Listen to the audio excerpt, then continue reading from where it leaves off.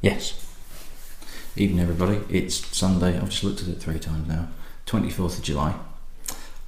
Best behaviour because my wife's just over there doing some work, so I've got to be not doing any rude words or anything. Don't have to look grumpy like that. Right. So the next dram I'm going to do is very special. In more ways than one, but this one that I'm also going to do is very special because this was part of a package that arrived in the post yesterday. It was from a guy called Jason Stover, all the way from Germany. There were 8 miniatures, all like this, lined up inside it, and those 8 actually take me over 366 samples.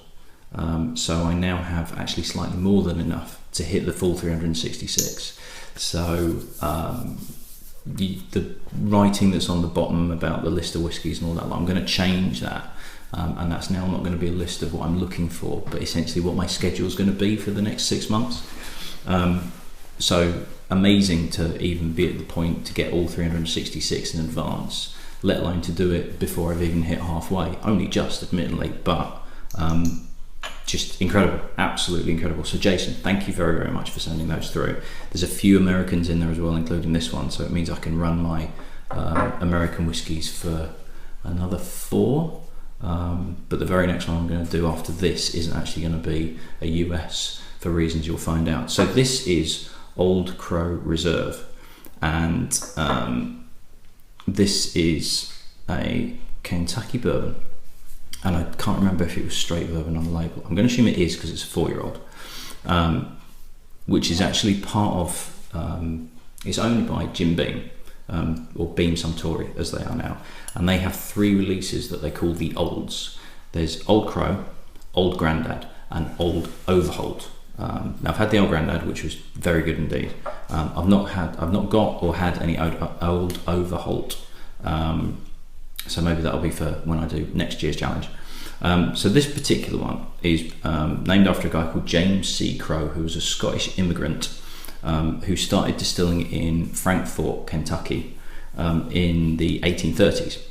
And the Old Crow was the aged version of his whiskey that started to get a really good reputation, and that was the one that he was selling.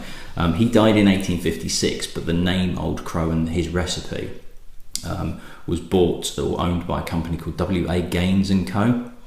And they carried on producing it and selling it, and just after the Civil War ended in 1865, they actually changed the logo on the label from a picture of James Crow himself to a crow sat on barley, and apparently that was to sort of symbolise the bridging of the North and South post-Civil War.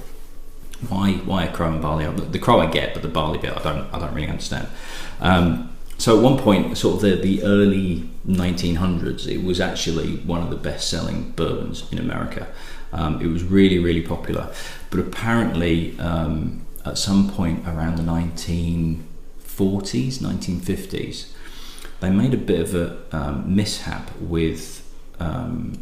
It's another sour mash where they use part of the old mash and they put it into the new set that they're about to distill, and essentially they put too much in, and it totally not ruined the whiskey but made it not anywhere near as good as it was.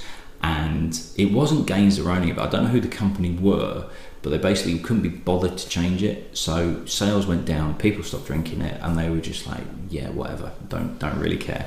So eventually in 1987 Jim Beam bought the brand Old Crow, but they didn't do anything with the recipe.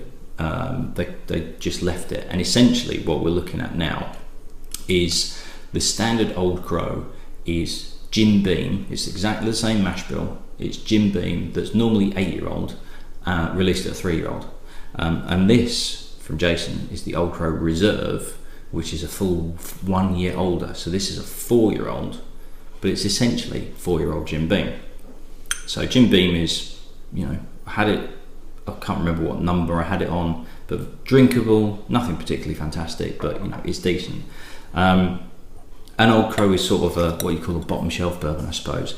The standard Old Crow, you're looking at about $10 a bottle. The Reserve, which looks like this, which is essentially a black label version of the Old Crow standard. Is a white one. You can see what the bottle looks like for the reserve.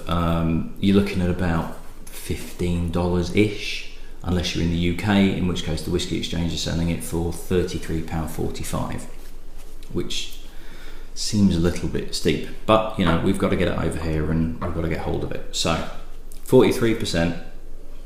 Apparently Old Crow was the favourite whisky of Mark Twain, who visited the distillery in about 1888, and they marketed the hell out of it to kind of use him almost as a bit like David Beckham and Hay Club, that sort of celebrity endorsement. So it's really light on the nose. There's not a huge amount, it's quite fresh. There's a bit of banana in there. And to be honest, I didn't check out what the mash bill was for Jim Beam, so I couldn't tell you how much rye was in it, but I'm going to guess it's a bit in there. I wouldn't say it's rye heavy, but it smells like there is definitely a chunk in there. There's not a huge amount on the nose.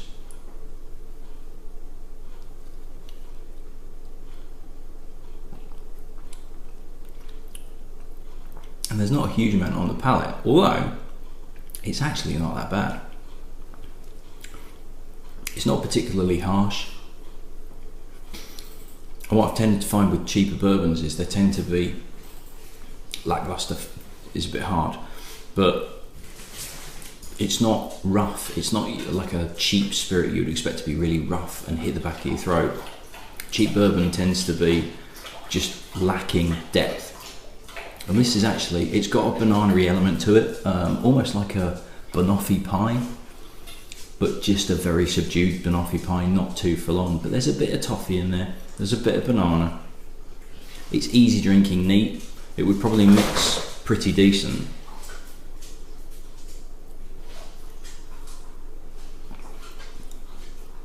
A little bit of nut as well, a little bit of hazelnut. To be honest, it's absolutely fine. It's nothing particularly fantastic or outstanding, but it's actually quite a bit better than some of the other. This is more interesting than like Ancient Age or Early Times. This has actually got a bit more to it. There's a bit more flavour in there than those other ones have, which are about a similar price range. Maybe because this is that extra year's worth of aging, it might be that the standard Old Crow, the 3-year-old, just has nothing to it, and maybe it's just enough of an extra bit of aging that's just giving it some decent flavour in there. But for $15 a bottle, maybe Ancient Age is about 12, but for an extra couple of dollars extra, this is a much better bourbon indeed. It's decent actually.